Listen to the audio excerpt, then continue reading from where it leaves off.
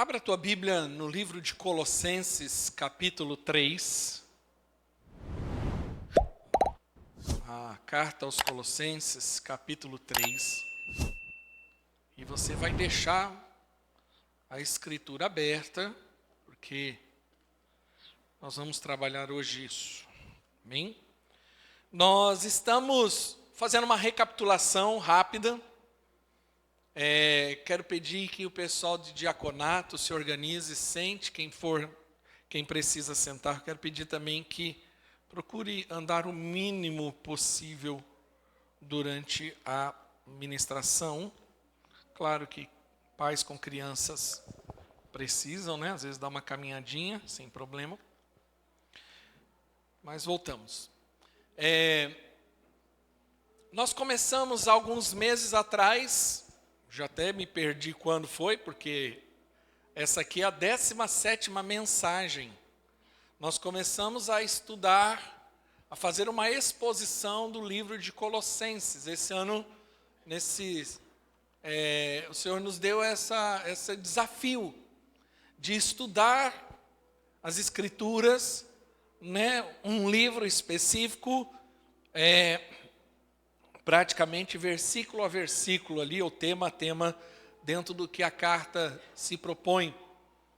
E hoje é a 17ª mensagem. Nós fizemos uma pausa de 4 semanas, porque nós tivemos aqui o nosso jejum, e agora estamos retomando, e eu vou retomar e finalizar isso na próxima semana.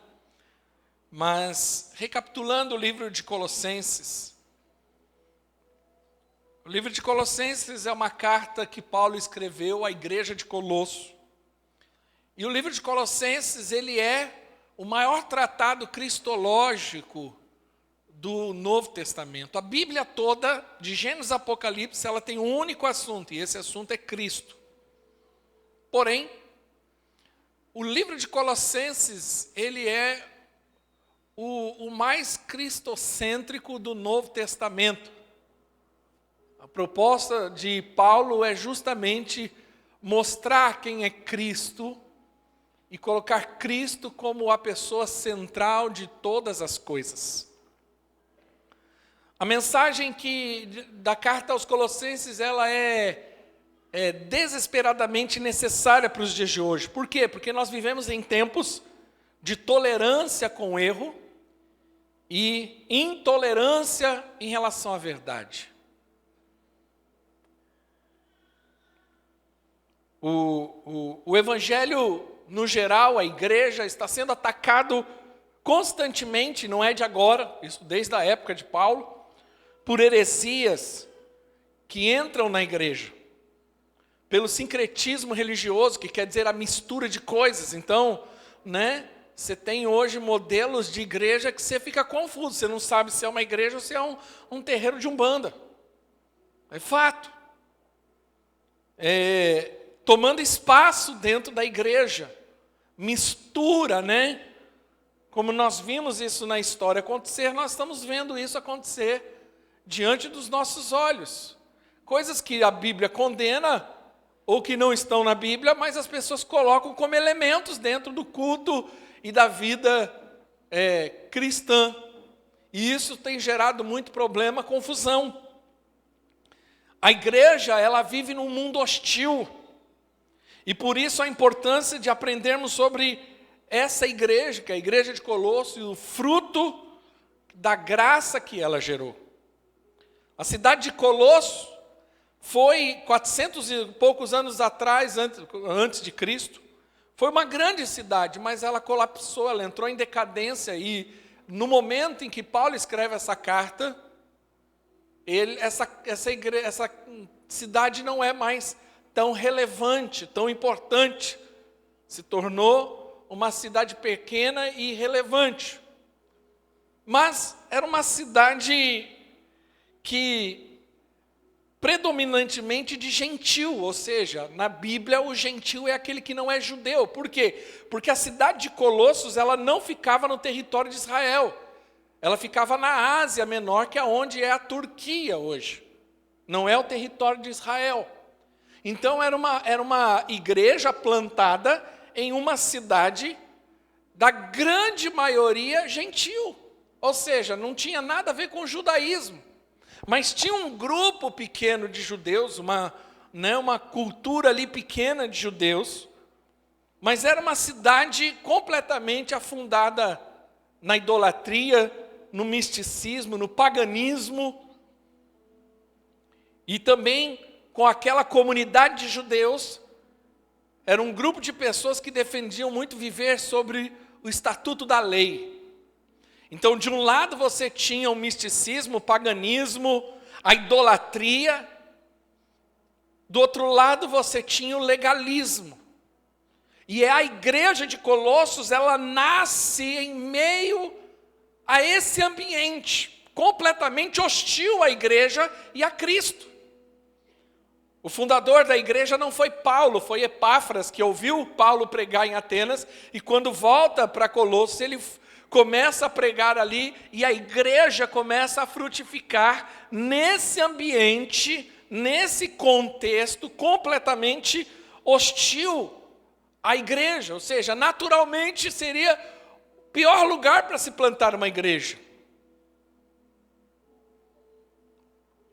E por que Paulo escreve a carta aos Colossos? Só estou recapitulando aqui, rapidamente, as últimas 17 mensagens.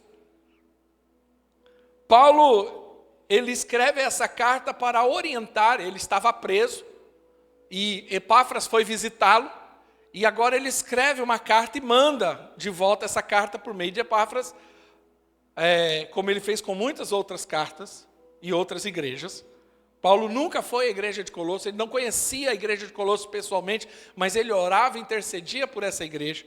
E Paulo, como apóstolo dos gentios, ele escreve uma carta, e o propósito nessa igreja que estava florescendo em meio a esse ambiente hostil, mas cercada de ensinos errados, práticas contrárias à fé cristã, e principalmente para combater o grande mal daquela época, que era o gnosticismo.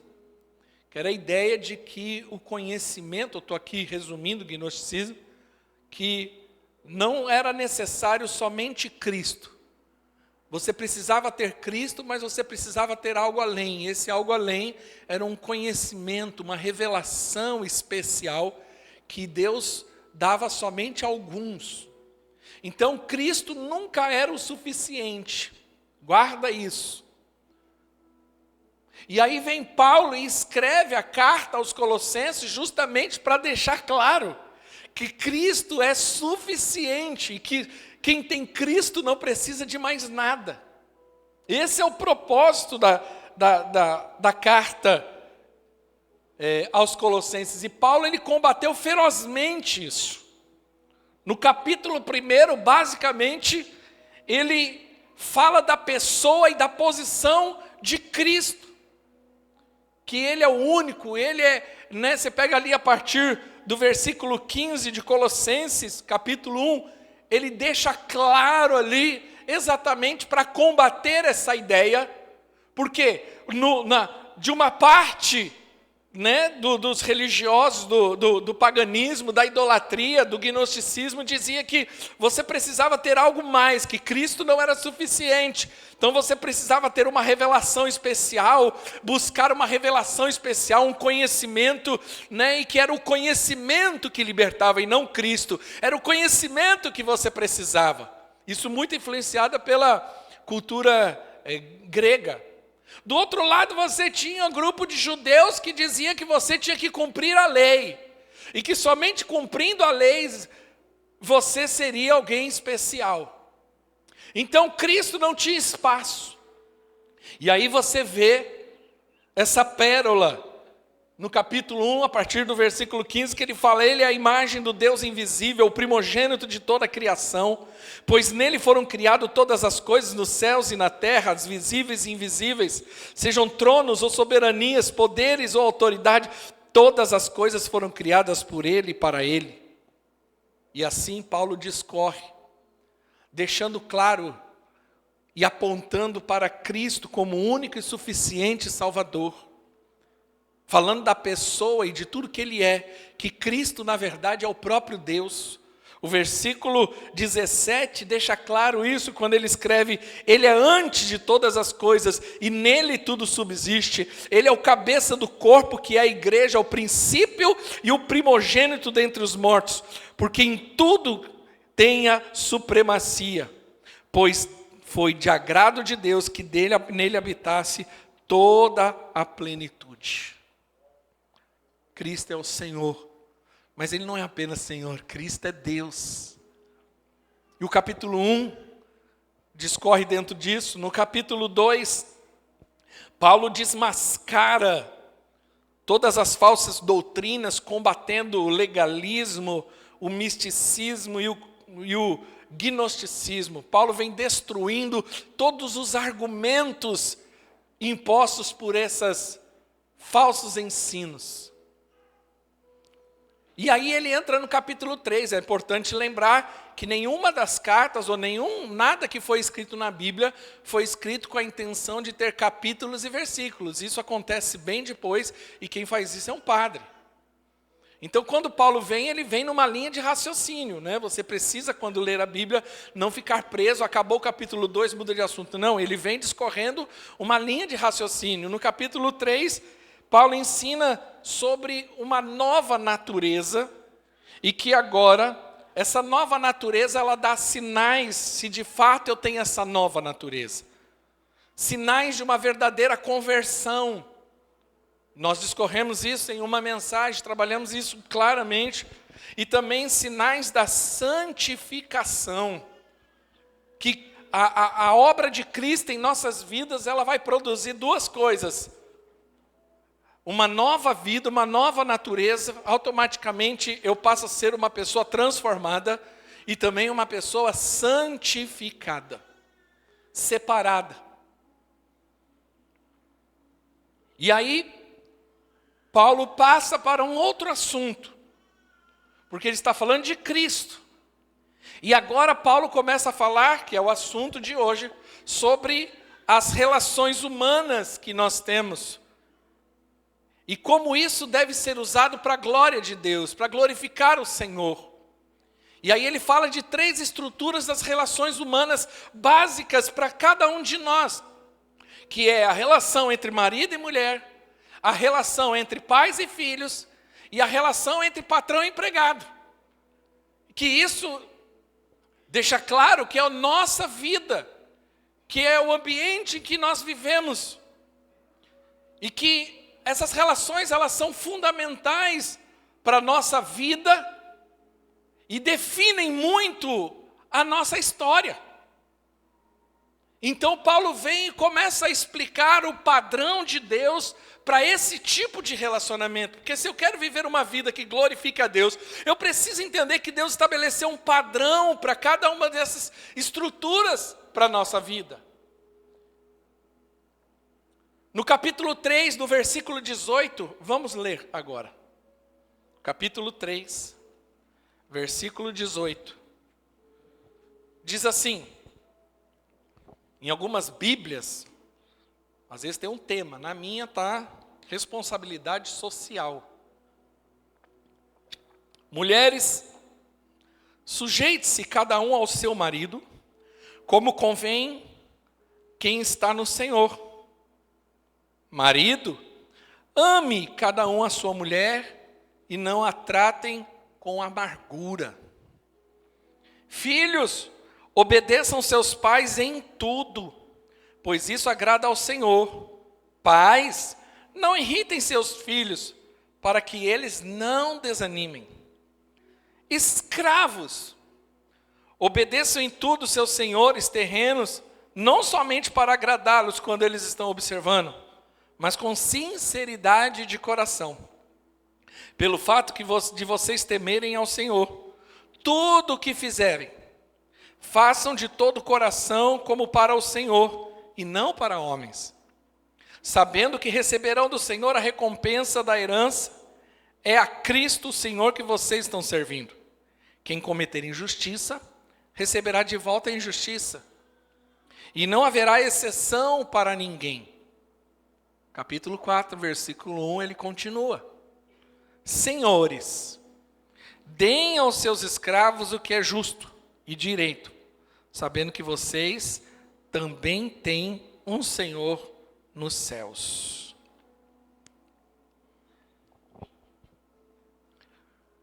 Warren Wiersbe diz que a fé em Cristo não muda apenas o indivíduo, mas também as famílias.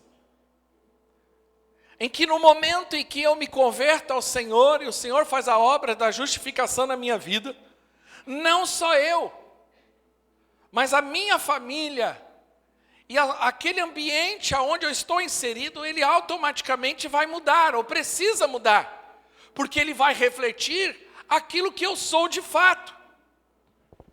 Quem não é um cristão verdadeiro no lar, dificilmente será em outra parte.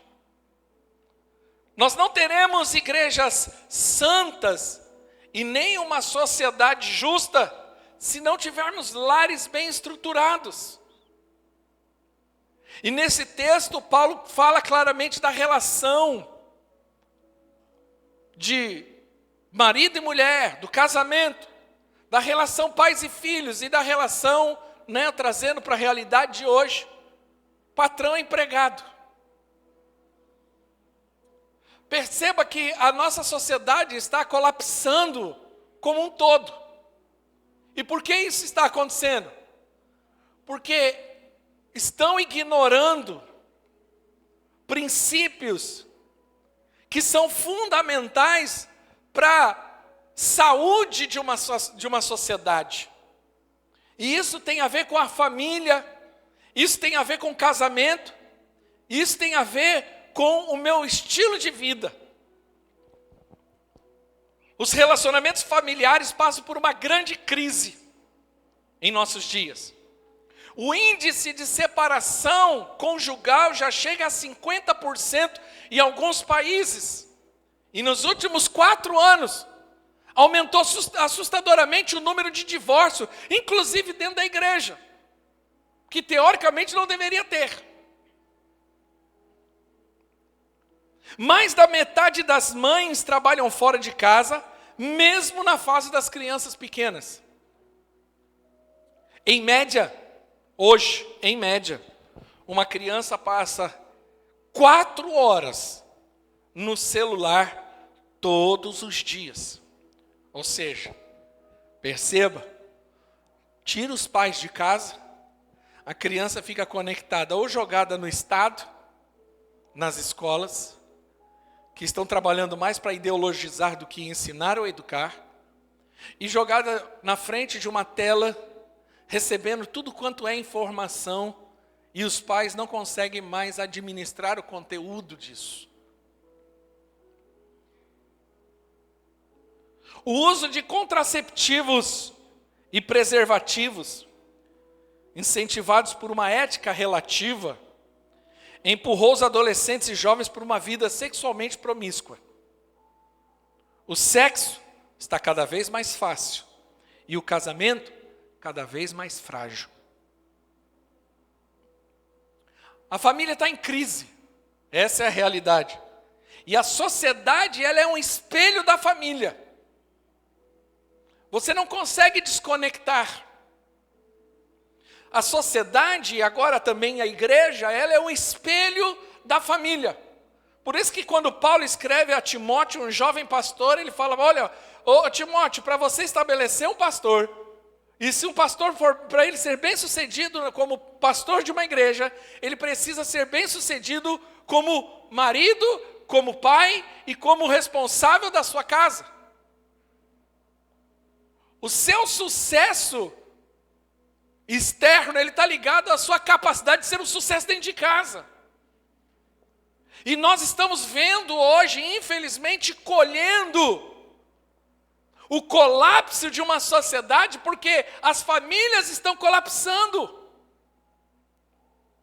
Homens e mulheres não estão mais sabendo lidar com o casamento. O divórcio se tornou algo natural. E tão natural que alguns já estão no 2º, no 3º, no 4º divórcio. Virou normal. A realidade hoje assustadora é que os pais não sabem mais como lidar com os filhos, não sabem mais educar. Essa ideia dessa educação positiva, de que você não pode confrontar, que você não pode disciplinar, que precisa conversar. Isso está se tornando uma desgraça, nós estamos colhendo isso hoje declaradamente.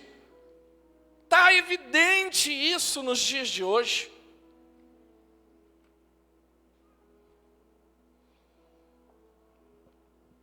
E aí Paulo trata de 3 tipos de relacionamento fundamentais para uma sociedade: casamento, relação pais e filhos e relação patrão-empregado.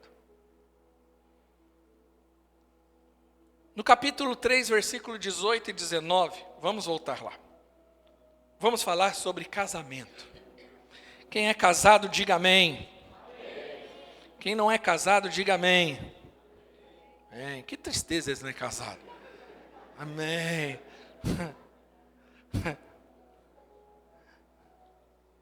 Vai casar em nome de Jesus. É bênção. Diz que quem é casado e fica falando para os outros casar, é como aquela pessoa que entrou na piscina gelada e fala assim: não, entra que tá legal. Entra. Tá gostosa a água. Mas no versículo 18 diz assim: portanto, mulheres, sujeite-se cada uma ao seu marido como convém, quem está no Senhor. Deus estabelece aqui princípios para um relacionamento conjugal. Deus tem princípios para reger a postura do marido e da mulher e como deve nortear um casamento. Sabe, nesses princípios estabelecidos, não existe sobrecarga para um e alívio para o outro. Não existe o ônus para um e bônus para o outro. Ambos, marido e mulher, têm privilégios, mas também têm responsabilidades.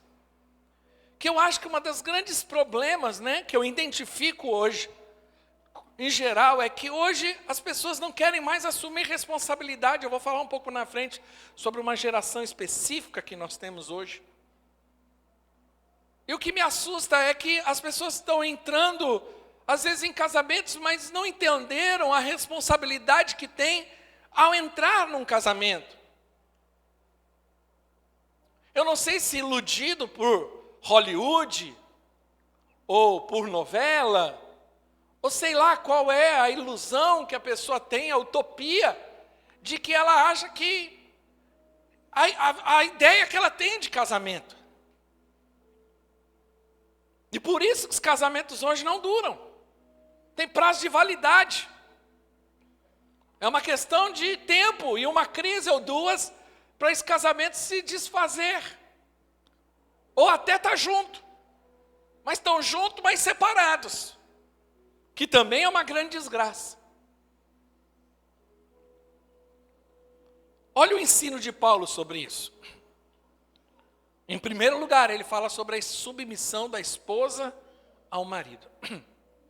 Nos dias de hoje, essa palavra ela até é um pouco afrontosa para alguns, principalmente os esquerdopatas que, ligados no feminismo. Então, não, submissão, não, você está pensando que a mulher é capacho, quer diminuir, quer desqualificar. Não. O princípio bíblico é que a mulher se submeta ao marido. A submissão ela não é uma questão de inferioridade, visto que todos os cristãos precisam se submeter uns aos outros. Há um tempo atrás, um amigo meu de infância me encontrou, ele falou: vem cá, eu fui num casamento esses dias, e ele falou: rapaz, o pastor estava lá, amigo meu, fui lá, e o pastor começou a falar, E ele começou a pregar que a mulher tem que ser submissa ao marido, isso e aquilo. Ele falou, é verdade isso? Eu falei, né? Comecei assim, sim, é. Ele falou, rapaz, você precisa vir ensinar isso para minha mulher, porque olha, é difícil ali. Ou coisa difícil é ela se submeter. Porque a ideia de submissão para alguns é que é visto como algo, a pessoa se torna um cidadão de segunda categoria. Está me desqualificando, está me diminuindo, então eu não quero. Eu não me submeto a nada e a ninguém. Não é essa a ideia comum de muitos hoje. A questão da submissão não é uma questão de valor pessoal, mas de função na estrutura familiar. É uma questão de ordem. Uma instituição, ela não pode ser acéfala, ou seja, sem cabeça, e ela também não pode ter duas cabeças. Qualquer uma dessas situações é uma anomalia. Então, em toda instituição, ela precisa ter ordem. Seja a instituição do casamento, família, seja igreja, seja trabalho, você precisa ter uma estrutura, e ali você precisa obedecer à estrutura. Existe uma ordem. E por que algumas casas estão colapsando? E por que algumas estruturas da sociedade, inclusive até igrejas, colapsam? Porque justamente isso, as pessoas querem participar, elas querem entrar, mas não querem se submeter. Não se sujeitam. E aí viram uma crise gigantesca. Porque aí não tem ordem. E se não tem ordem, temos anarquia. E aí vira uma confusão. É visível isso em algumas casas não tem ordem nenhuma. Cada um faz o que quer, na hora que quer, do jeito que quer. A mulher anda para um lado, o marido anda para o outro, os filhos andam do outro. É uma confusão, não tem disciplina, não tem horário, não tem nada. E aí o povo vai chorar as pitangas para Deus porque minha família está caindo, é lógico. Está faltando ali o cabeça. Está faltando alguém que dá direção. Porque o papel da cabeça é justamente dar direção para o corpo. O corpo sustenta a cabeça, mas é a cabeça que dá o comando. Quando aquele que é para fazer isso não faz, o corpo se perde. Uma casa onde o filho define os padrões, os horários e a agenda da casa, já é uma casa fadada ao fracasso. É fato. Tem pais que não vêm na igreja porque é meu filho. Meu Deus do céu, acorda a criança, dá um jeito. Aí não entende por que entrou em colapso a família. As coisas que eu escuto hoje que me dá uma gastura. Eu tenho que tomar depois leite de magnésio em casa. Mas isso me dá gastura. Verdade. Eu falo, meu Deus do céu.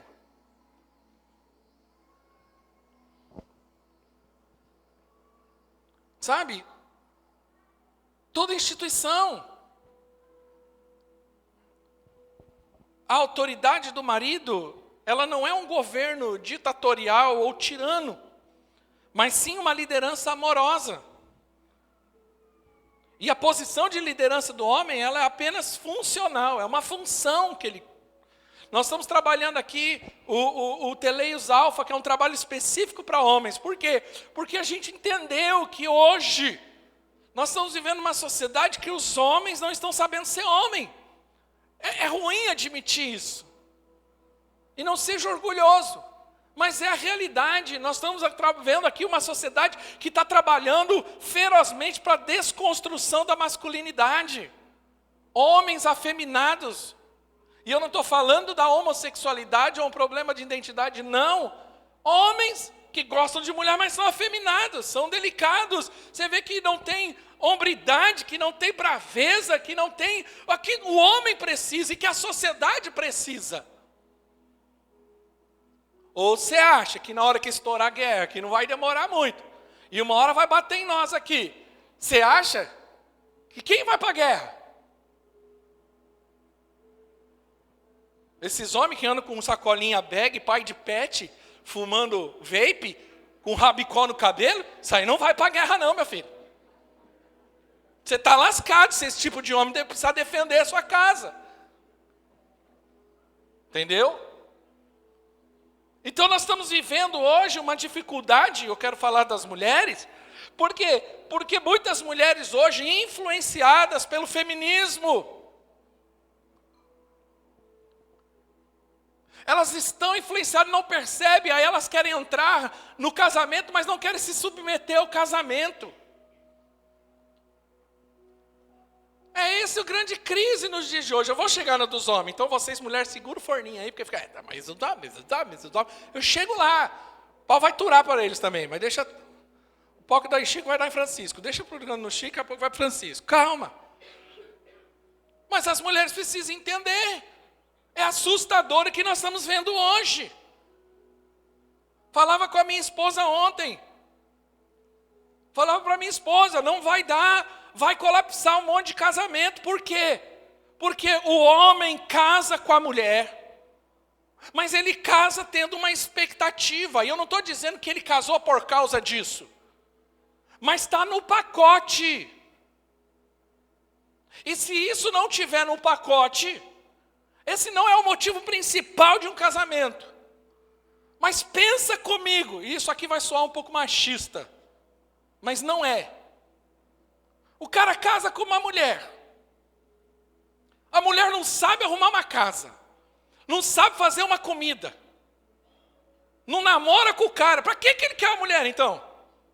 Sejamos sinceros. Ah, mas ela casou para isso. Não, ele não casou para isso, mas isso está no pacote.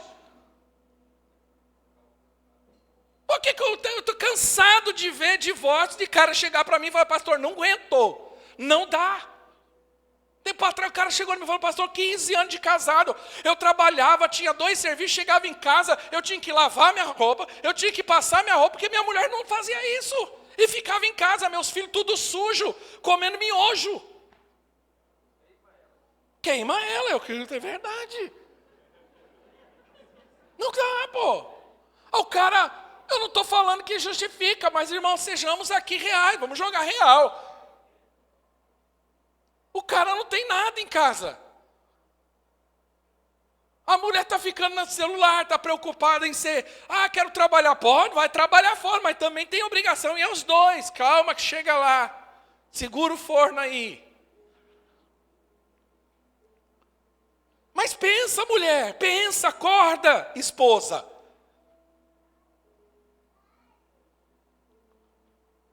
Acorda, mulherada tem que acordar, porque senão nós vamos criar mais problema de casamento. Não quer se submeter de forma alguma, faz tudo de forma destrambelhada, não dá satisfação de nada. Vive mais em função dos de fora do que dos de dentro. E principalmente, os casais, vou falar para os casais que eu quero transicionar para os homens. Você precisa entender isso aqui eu acho que é base para qualquer casamento duradouro. Isso aqui eu sei que para alguns é muito chocante. Filho vem e vai. Filho nasce, daqui a pouco, meu irmão, e é rápido. Eu lembro quando minhas filhas eram pequenininhas, o pessoal falava assim, curte, porque passa rápido. Passa mesmo. Provavelmente daqui a alguns anos, não vai demorar muito, eu não vou ter mais filho em casa. Já estamos nos preparando, eu já estou pensando nisso. É trocar de casa, porque eu falei, não vai ter sentido. Daqui a um tempo, a estrutura que eu vivo hoje. Então, eu pensando em alguma mudança lá na frente. Amigos, vêm e vão. Mas no final, quem fica? O marido e a mulher. Não é assim a vida? Agora, quanto tempo você gasta com o filho, com amigos, com os outros, mas não gasta tempo com o marido e com a mulher? A maioria dos casais, e por que o divórcio acima dos 45, 50 anos está aumentando? Por quê? Porque aí o filho vai embora. E aí fica o quê? 2 estranhos dentro de casa, que não sabe, só soube fazer uma coisa na vida, ser pai e mãe, não sabe ser marido e mulher, não sabe passear, não sabe pegar na mão, não sabe beijar na boca, não sabe mais ter relacionamento sexual, não sabe o que é viajar, não sabe mais. Irmãos, nós estamos aqui promovendo o negócio de casais, eu estou assustado com a igreja, eu estou assustado com os irmãos. Essa aqui era a oportunidade dos irmãos abraçar e falar, eu vou fazer, mas não tem, sabe por quê? Não dá, não tem dinheiro, meu filho, isso e aquilo. Na verdade, você está deixando claro que você não quer investir no seu casamento. Essa é a realidade. A gente, semana quebrou meu carro, gastei R$1.000, você tira da onde não tem, para poder arrumar, porque você precisa do carro. Eu quero trocar o portão, você vai lá e arruma. Vai ter não sei o que, você vai lá e faz. Quando é o casamento? Nunca pode, nunca pode, nunca pode. Qual foi, irmão? Qual foi a última vez que você teve um date com a sua esposa? Sabe o que é date? Está vendo como você está desatualizado? Você nem sabe o que é um date. Quem sabe o que é um date? Levanta a mão. Misericórdia, acima de 30 não sabe o que é date. Date é saída, fazer um negocinho, um encontro.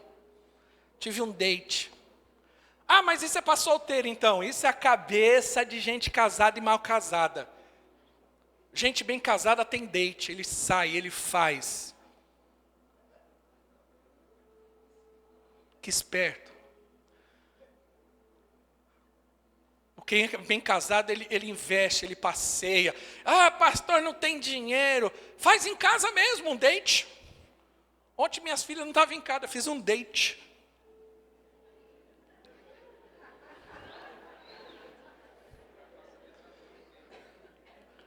Para de pensar besteira. Tomei um negocinho, coloquei uma musiquinha, batemos um papo, falamos das coisas, choramos as pitangas um para o outro. Entendeu? Gera conexão. Conecta. Entendeu? É isso que eu estou dizendo, aproveita a oportunidade.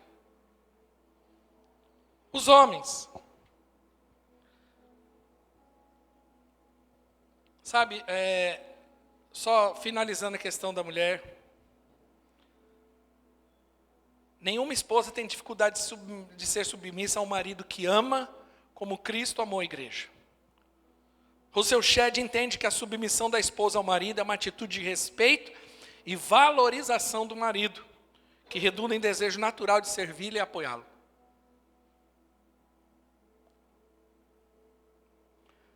Mas a Bíblia também fala que o homem deve amar a mulher. No versículo 19 diz, marido, ame cada um a sua mulher e não trate com amargura. Se a mulher deve submeter-se ao marido como a igreja é submissa a Cristo, o marido deve amar a esposa como Cristo amou a igreja. E o padrão do amor é o padrão ágape. Amar em qualquer circunstância. Eu chamo de amor de aliança. Quando você casa, qual que você faz? Na alegria, na tristeza, na saúde ou na doença, até que a morte nos separe. Esse é o amor. Independente da circunstância, você decide amar. Porque o casamento, ele é um progresso contínuo. Inicialmente, você pode até casar por um desejo, por uma atração, e provavelmente a atração é muito mais física, um pouco emocional. Porém, o casamento não pode ficar somente nesse nível, ele tem que amadurecer. E chega uma hora que o amor, ele se torna um amor de decisão. Não tem mais a ver com uma atração apenas. Só por uma questão física, é um amor de decisão. Você decide amar.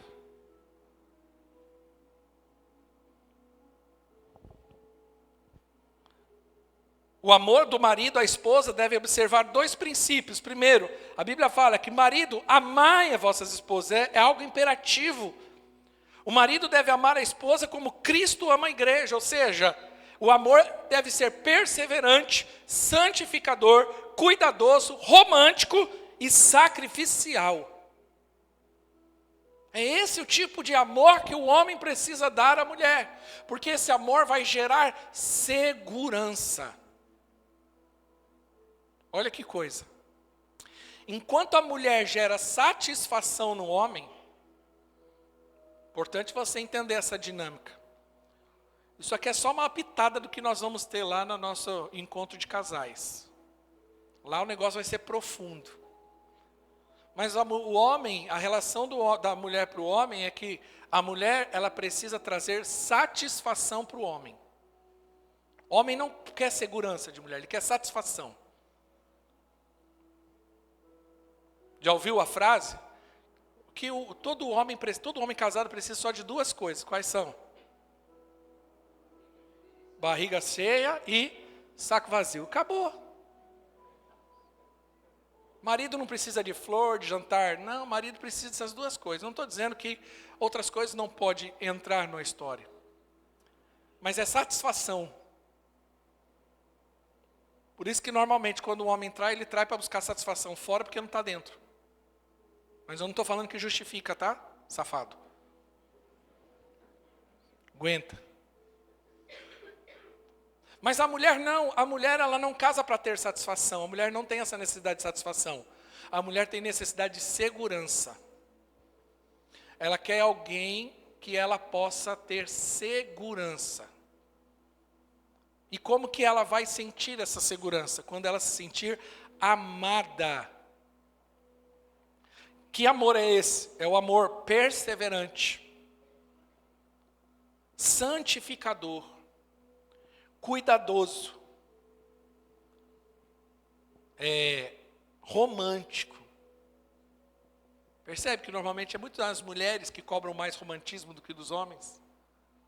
Porque para ela isso é importante. Para o homem, isso não é tão importante, mas para a mulher é o ambiente, a fala, tudo isso. E também o amor sacrificial, ou seja, é alguém que ela possa olhar e falar assim, eu me sinto segura porque eu sei que esse cara vai segurar a bronca.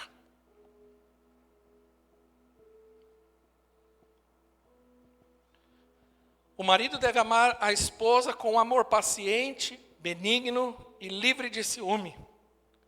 É o amor descrito em 1 Coríntios. Tudo sofre, tudo crê, tudo espera, tudo suporta e jamais acaba.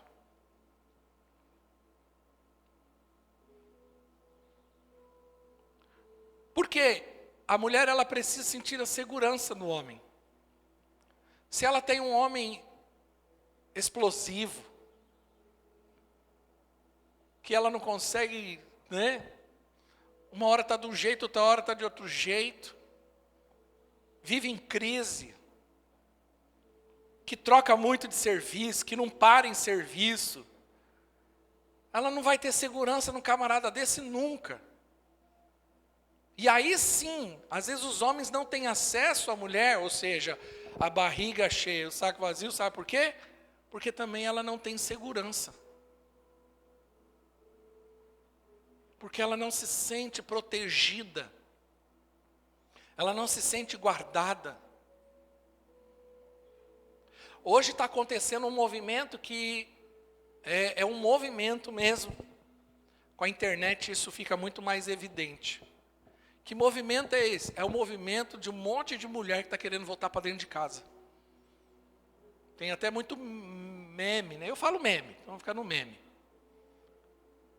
Que o sonho da mulher é falar, meu sonho é ficar em casa, fazer um bolo à tarde, ir para a academia 3 horas da tarde e buscar meu filho na escola. Eu não queria estar trabalhando, acordando cedo, indo fazer, eu queria estar em casa sendo sustentado pelo meu marido. Quem já viu esse movimento alguma vez? Isso está crescendo hoje.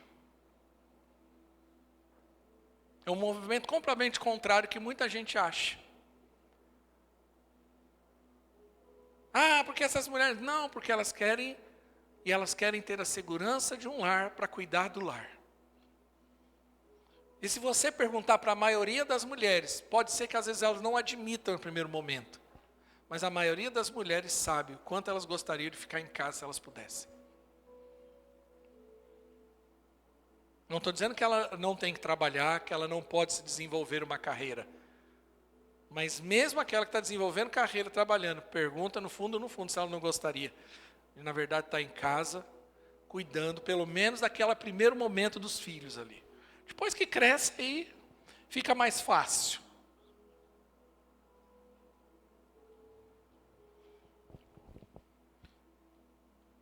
Agora, o amor do marido, a esposa, o impede de agredi-la com palavras e atitude. A Bíblia diz, não trateis com amargura. Refere-se à impaciência, resmungos, que criam tensão no relacionamento e logo a desanima. O homem, ele precisa de 3 P's. Ele precisa dar 3 P's para a mulher. Qual é? Proteção. Ela tem que se sentir segura. É o cara que quando vê, ele já guarda a mulher. Tem uma atitude que eu aprendi muito cedo na vida. E essas atitudes para mim são muito importantes para a masculinidade e para a segurança da mulher. Eu aprendi uma coisa quando era cedo. Quando você andar com uma mulher na rua, o que você faz? Quem é macho sabe. Mulher sempre para dentro da calçada. O homem para fora. Uma forma de guardar. Parece besteira, mas não é. Entendeu? O homem, ele sabe lidar com isso. Protege. Eu tenho 3, então o tempo todo quando a gente está andando, eu estou empurrando ela para a calçada. Vamos, vem para cá. Eu me organizo. Proteção, provisão e presença. O marido precisa estar presente. E eu não estou falando de presente de corpo, presente emocionalmente. Aprender que a mulher tem uma necessidade maior do que a do homem. E qual que é a maior necessidade? A necessidade que é muito maior do homem do que da mulher. A necessidade da mulher que é muito maior do que do homem. Qual é a igreja? Falar. A mulher tem uma necessidade fisiológica de falar. Homem, quando tem problema, o que ele faz? Calado, se fecha, ele precisa de um canto sozinho. Mulher não, ela precisa falar. Quando sua esposa chega em casa, ou quando você chega em casa, quando você pega a mulher de serviço, o que ela faz quando ela entra no carro ou chega em casa? Fala. E fala quantos mil assuntos. Ela vai falar do trabalho, do sei, e ela fala. Tem hora que eu paro, que aí minha mulher me pergunta, você não vai responder nada? Eu falei, que assunto? Eu estou pensando que assunto que eu respondo agora. Porque se eu responder o assunto errado, eu vou tomar chumbada. Então eu também tenho que ser esperto. E na verdade ela nem quer que você fale. Ela quer somente que você ouça. Sexta-feira a gente estava comendo junto com um grupo aqui de pessoas e a gente estava falando justamente isso. Eu brinquei, porque às vezes a mulher ela fala tanto, e às vezes ela fala tanto de uma situação que é normal, que às vezes você pega ranço de alguém sem conhecer a pessoa. Já aconteceu isso? Ela fica... Você começa a ficar com raiva da pessoa. Você fala, meu Deus do céu, guarda meu coração. Eu nem conheço a pessoa. Mas a mulher tem essa necessidade. E o homem precisa se fazer presente. Agora, não trate, em vez de tratar a esposa com amargura, o marido precisa ser um bálsamo na vida dela. E um aliviador de tensões. Um amigo presente, um companheiro sensível, que vive a vida comum do lar, servindo e protegendo.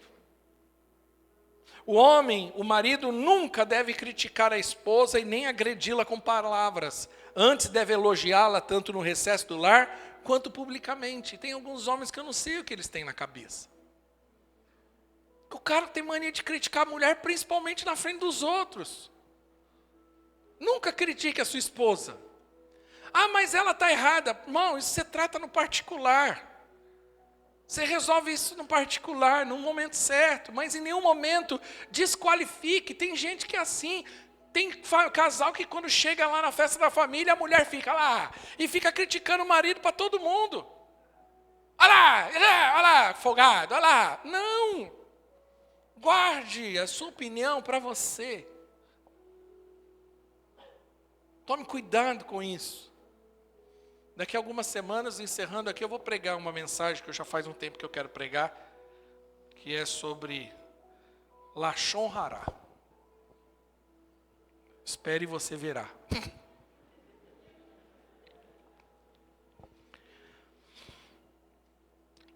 O marido deve buscar meios para agradar a esposa. Ele nunca deve ferir a mulher com palavras rudes. Nenhum momento. Elogio. Mulher é movida a elogio. O combustível de uma mulher é o elogio. Quando Paulo fala sobre casamento no livro de Efésios, ele usa basicamente a mesma expressão, que o homem deve amar a mulher como Cristo amou a igreja, e ele fala assim, e a santificou por meio da palavra. É assim que Cristo abençoa a igreja, falando, ministrando, edificando. E mesmo que seja para corrigir, faça isso em amor. A Bíblia diz que a palavra branda acalma o furor. No mesmo texto de Colossenses, ali no capítulo 4, versículo 6, ele fala, o seu falar seja sempre agradável e temperado com sal, para que saibam como responder a cada um. Eu acho que todo mundo precisava ter esse versículo na porta da geladeira. Nós precisamos entender a importância de falarmos. Esses dias eu estava em Guarulhos, indo para Suzano, e aí eu fiz eu estava no Waze, e aí eu era para entrar para a esquerda, eu estava entrando para a direita, falei, não, é para a esquerda. Na hora que eu fiz isso, a moto veio. Graças a Deus não aconteceu nada. Mas aquele cara me xingou tanto. Ele xingou eu, minha mãe, meu pai, meu avô, minha avó, e ele começou a berrar. Eu acalmei. Eu saí do carro. Falei para minha mulher, calma, minhas filhas estavam comigo. Eu falei, calma. E ele me xingando, eu saí do carro. Falei, calma, Senhor. Me perdoa, aconteceu alguma coisa com você?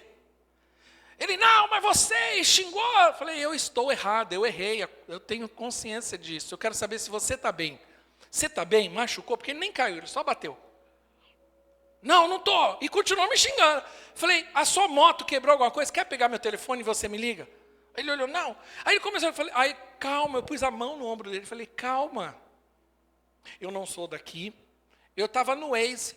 Eu errei, assumo a responsabilidade. O que eu puder fazer, eu vou fazer. Nessa hora o homem desarmou e fez assim, ô Senhor, me desculpa. Aí ficou calmo. Entendeu? Você controla a situação.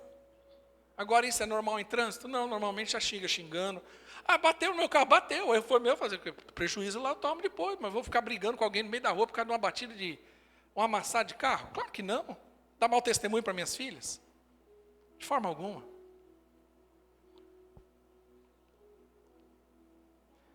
Aí Deus vem e entra, Paulo entra no relacionamento de filhos. No versículo 20 ele diz assim, filhos, obedeçam seus pais em tudo e isso agrada ao Senhor. Pais, não irrite seus filhos para que não desanimem.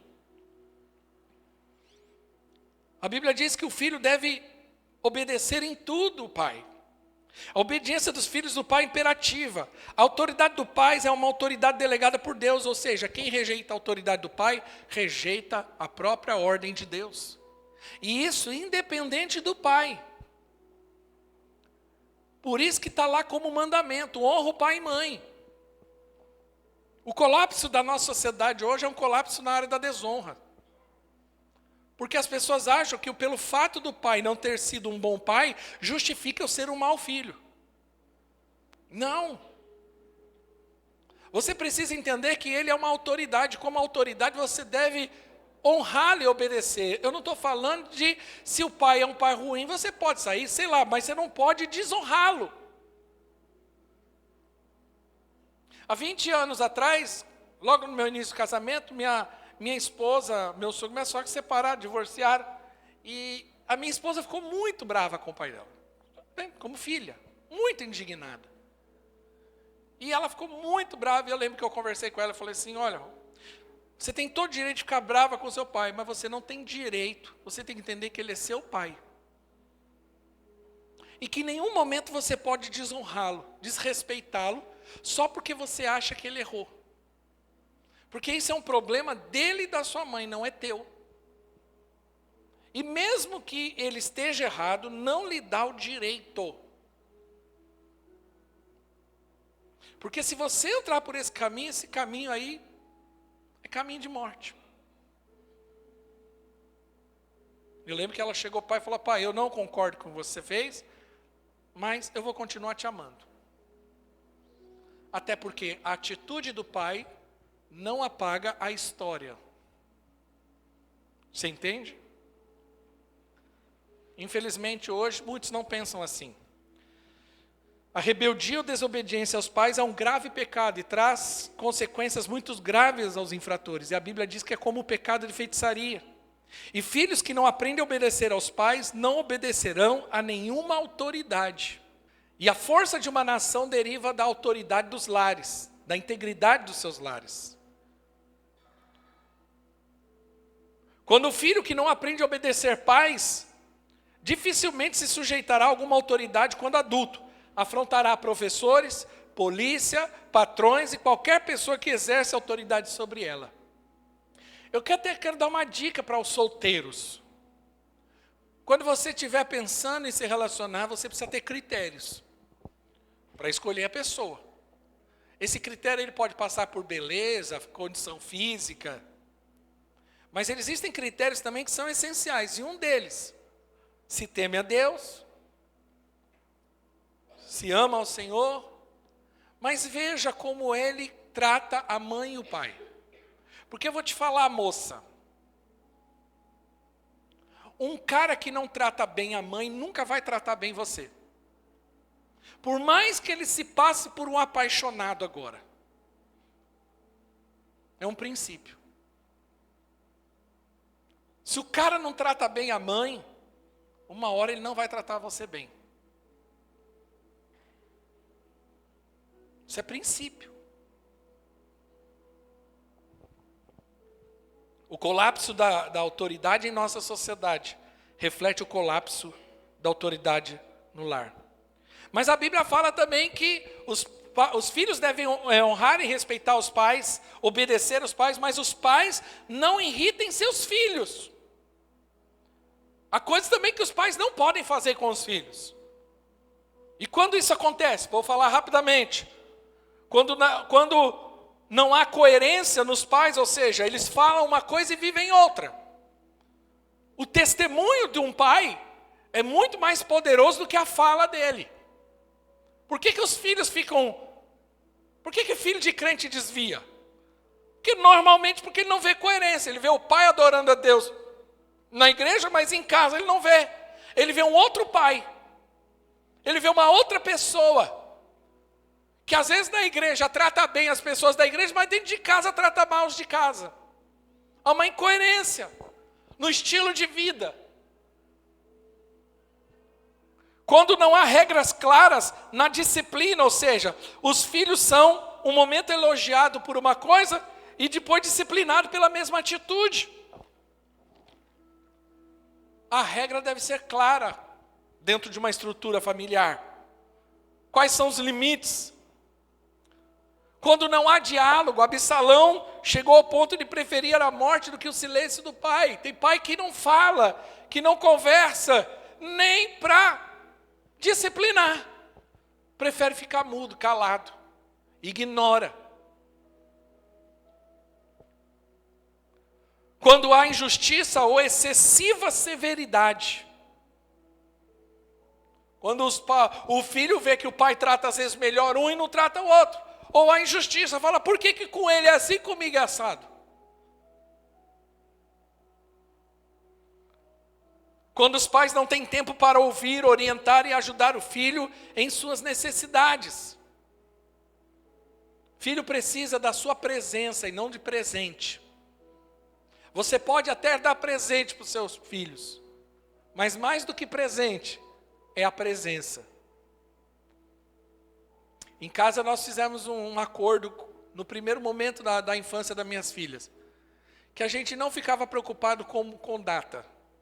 Não havia obrigatoriedade em data. Ah, porque é Natal, porque é Ano Novo? Não.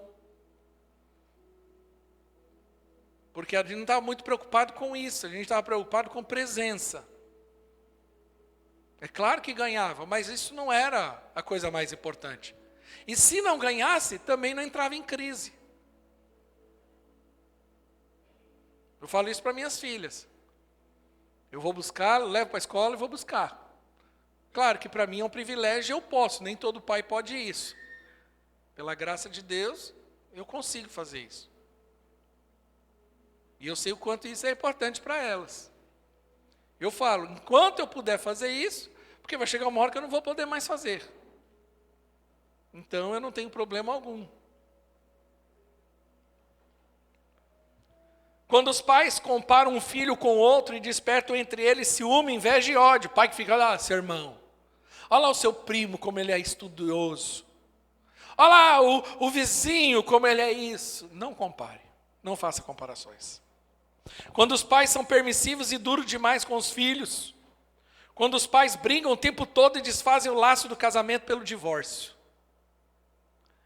Eu sei que o divórcio para alguns é possível, mas deixa eu te falar uma coisa. O divórcio traz um estrago gigantesco no coração dos filhos. Marcas que eles carregam para a vida toda. Que às vezes os pais divorciados ficam bem. Cada um vai lá, arranja um outro, vira-se. E os filhos, como ficam? Pensa. Há pais que, por serem liberais, empurram os filhos para o abismo da permissividade ou da licenciosidade. Por outro lado, há pais que são rígidos, dogmáticos, severos na disciplina com os filhos e estão condenados a viver num espírito cheio de apatia e revolta. Eu sei que criar filho não é fácil, é um desafio. Mas nós precisamos ter sabedoria. E para encerrar, eu queria encerrar rapidamente. O terceiro relacionamento que Paulo coloca é sobre patrão e empregado. Eu gosto muito da visão puritana, ou dos puritanos, em relação a trabalho e vida com Deus ou ministério. Porque eles não separam isso. Ou seja, eu não exerço o sacerdócio somente na igreja ou nas atividades da igreja. Eu exerço o sacerdócio em todos os lugares aonde eu estiver. No trabalho, na escola, em casa e seja onde for. O pensamento puritano era que não há diferença, que há uma diferença entre lavar a louça e pregar a palavra de Deus. No entanto, o que concerne glorificar ao Senhor, não há diferença nenhuma. Eu glorifico a Deus pregando o evangelho aqui no domingo de manhã, mas eu glorifico a Deus lá aonde eu trabalho também, eu estudo. Deus deve ser glorificado em todos os lugares. A Bíblia diz que os servos, os empregados, trazendo para a realidade de hoje, eles devem respeitar e servir bem aos seus patrões. Então você precisa atender que dar bom testemunho lá onde você trabalha. E como você dá bom testemunho? Chegando no horário, cumprindo o trabalho certinho e sendo sempre o melhor funcionário. Hoje tem empresas que não querem mais pegar crente para trabalhar. A tristeza dos dias de hoje é que tem gente, empresário, que fala assim, eu não quero crente na minha igreja. Essa é a tristeza. Na empresa, perdão. Confundi aqui. Obrigado, pastor. Eu não quero mais pegar crente para trabalhar na empresa. Por quê? Porque é fofoqueiro, porque dá trabalho, porque é isso e aquilo. Não! Nós deveríamos ser os melhores, eles deveriam correr atrás da gente. Nós somos como José, que quando começou a trabalhar na casa de Potifar, a casa dele prosperou. E que nós deveríamos ser esse tipo de gente. Olha, gente de confiança, gente que eu sei que tem valores, que tem princípios e vai abençoar aonde eu estou. Essa é a responsabilidade nossa. Se você chega atrasado, se você fica jogando tigrinho lá, se você fica no celular, você está pegando dinheiro do seu patrão, porque ele não te paga para isso. Ele te paga para cumprir algo, para fazer algo e fazer bem feito. Mesmo que não esteja sobre a supervisão direta dele. Lembre-se que o seu patrão não está lá, mas o Senhor está de olho.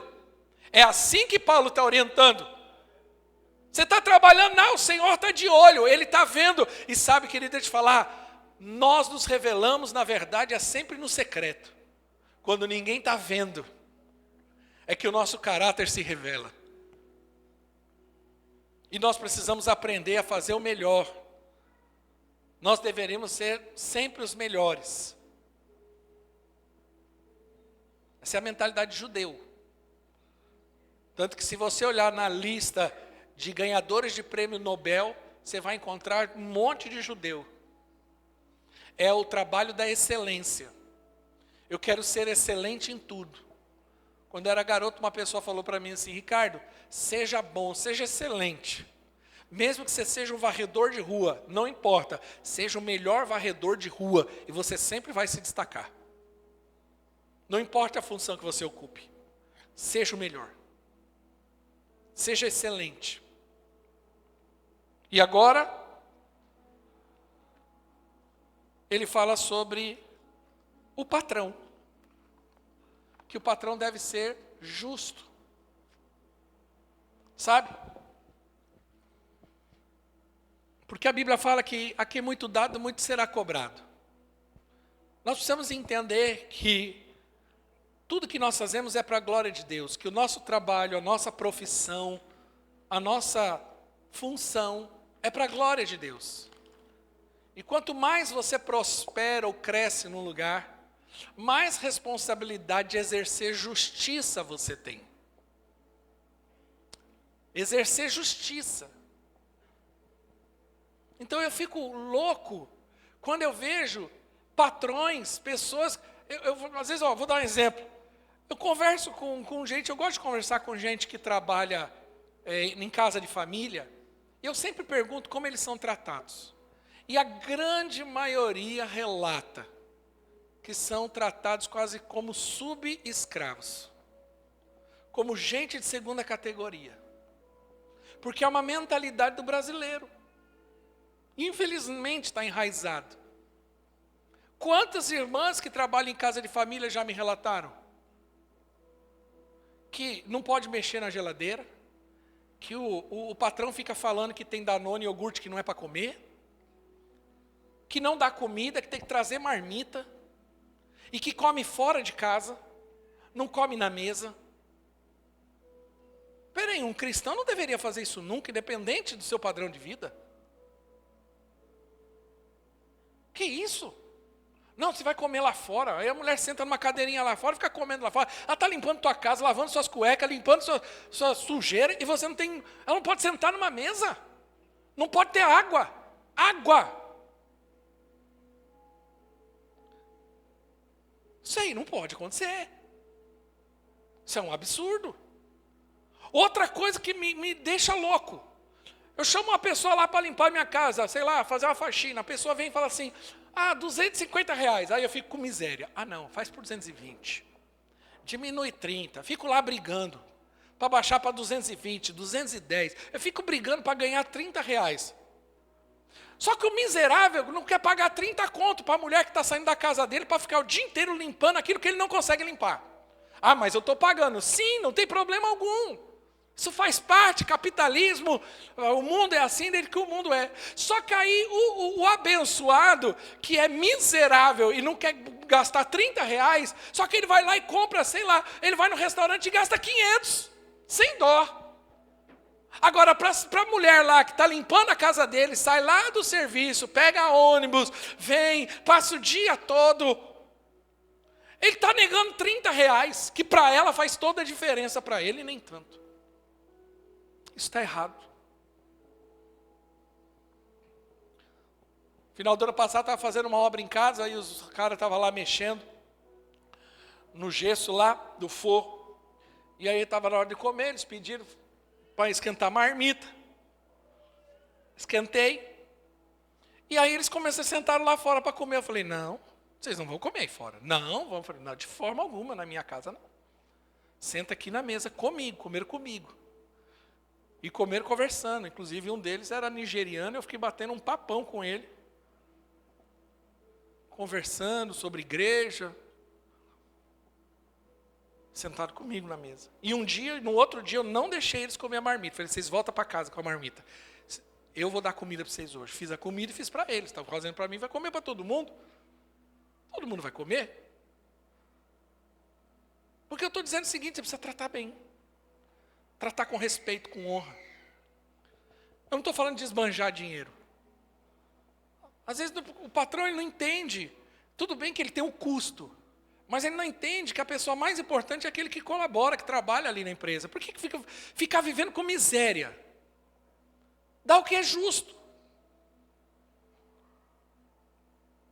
Entende que é para a glória de Deus. O pastor Dimar testemunhou essa semana que ele estava lá na obra, lá trabalhando, aí tinha um irmão lá com uma hérnia, uma pessoa lá com hérnia, o pau desesperado porque tinha que operar. Aí ele falou que ele orou, começou a orar, e aí o irmão foi curado, nem precisa mais da cirurgia. Ele não estava na igreja, não era um culto de pregação, não era um culto de ensino, não era um culto de libertação, era o trabalho dele que ele só parou para orar, porque o sacerdócio você desenvolve em todos os lugares. Viva para a glória de Deus, é isso que o livro de Colossenses diz. Eu estava conversando com o Marco Barbeiro, fez a minha barba essa semana, irmão aqui da igreja, até indico que você vá, e ele falando para mim que a barbearia para ele é muito mais do que um lugar para ganhar dinheiro. Ele falou o quanto Deus tem usado ele lá para falar. Ele falou, tem gente que vai lá porque ele fala que gosta de ficar lá por causa do ambiente. Olha que coisa. Ele falou, irmão, o ambiente aqui é gostoso, é tranquilo. Olha que coisa. Porque quando você entende que aquele dom, que aquele talento, que aquela profissão, Deus te deu, mas é para a glória dEle. Usa para isso, para a glória dEle. Que Ele seja glorificado. Eu queria encerrar com o texto da rainha de Sabá. A Bíblia diz que a rainha de Sabá vai visitar, a banda pode subir rapidamente. A rainha de Sabá vai visitar o rei Salomão. E quando ela chega lá, ela vê tudo lindo, maravilhoso. E o texto fala que e vendo a sabedoria de Salomão como o palácio de que ele havia construído, o que era servido na mesa, o lugar dos seus oficiais, os criados e copeiros, todos uniformizados, e o holocausto que ele fazia no templo do Senhor, ela ficou impressionada. Você sabe o que chamou a atenção da rainha de Sabá? Como as pessoas que trabalhavam com Salomão eram tratadas, se vestiam. Rapaz, o negócio lá é tão esplendoroso que o cara é rei, mas quem está perto recebe a glória também. Porque isso sim é prosperidade. É quando você pode derramar bênção na vida de alguém. Quando as pessoas prosperam com você. Você quer ser empresário? Tem esse sonho de ser um empreendedor? Muda a tua mentalidade. E a Bíblia diz que quem é fiel no pouco, no muito será colocado. Seja alguém que glorifique ao Senhor em todas as circunstâncias. Glorifique a Deus através da sua vida, do seu trabalho, da sua capacidade. Glorifique a Deus. Fique de pé em nome de Jesus. Vamos orar.